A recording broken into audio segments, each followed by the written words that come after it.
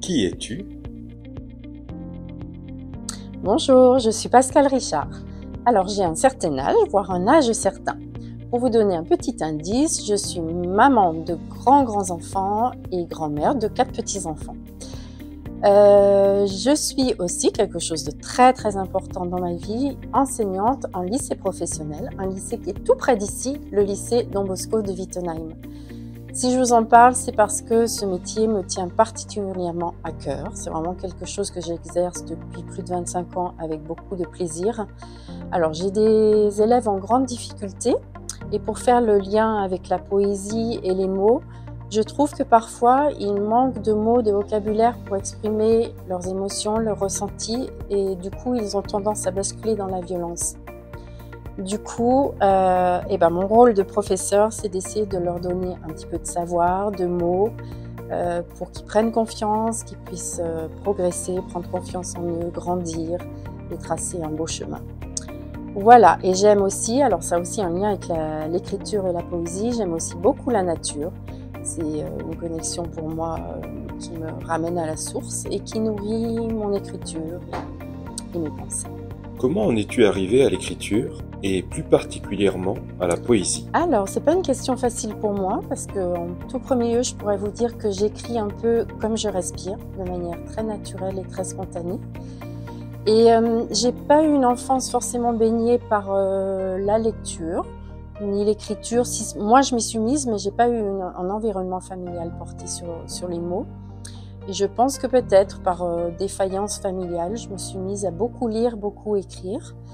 Et ça a structuré ma pensée, structuré peut-être mes sentiments, mes émotions. Et ça a toujours été des superbes compagnons de route, les mots. Voilà, alors plus particulièrement pourquoi je me suis mise à la poésie là très récemment et l'écriture, c'est comme beaucoup de gens, à cause ou grâce au Covid qui a laissé quand même des périodes de creux, de vide, des interrogations. Et j'ai pris un très joli cahier qui est celui-ci. C'est important la beauté. Hein. Et je me suis mise à prendre aussi un joli stylo avec des plumes, c'est encore mieux.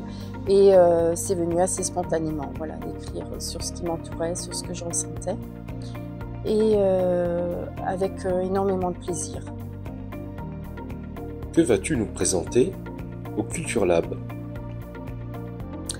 Alors, Fabrice et Frédéric ont eu la gentillesse de m'inviter au Culture Lab. Je découvre, c'est une première pour moi et je vais avoir le plaisir d'accueillir des enfants et peut-être aussi leurs parents. Et ça serait vraiment très chouette pour d'apprendre beaucoup de plaisir à manier les mots et à écrire des poésies sous toutes leurs formes.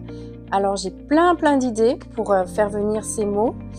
Et je crois, en préparant un tout petit peu cette petite interview, cette petite vidéo, je me suis dit que finalement, ce qui était très important que j'ai découvert dans la poésie, c'est le rythme, la musicalité. Je suis pas du tout musicienne, mais je me suis rendu compte que j'écrivais avec un rythme, avec de la musique, et que c'était vraiment très plaisant. Donc on va jouer aussi avec la musique, avec les mots, avec le ressenti, avec le regard, avec tous les sens peut-être, même le goût, l'odorat, le regard, l'écoute.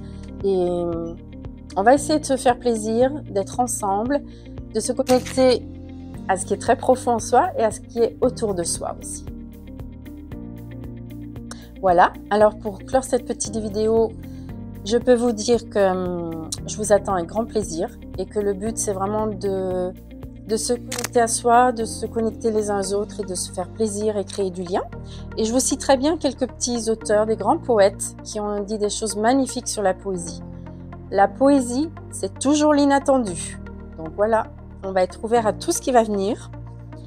On lit une fois pour l'oreille et une deuxième fois pour le cœur. Ça, c'est beau aussi.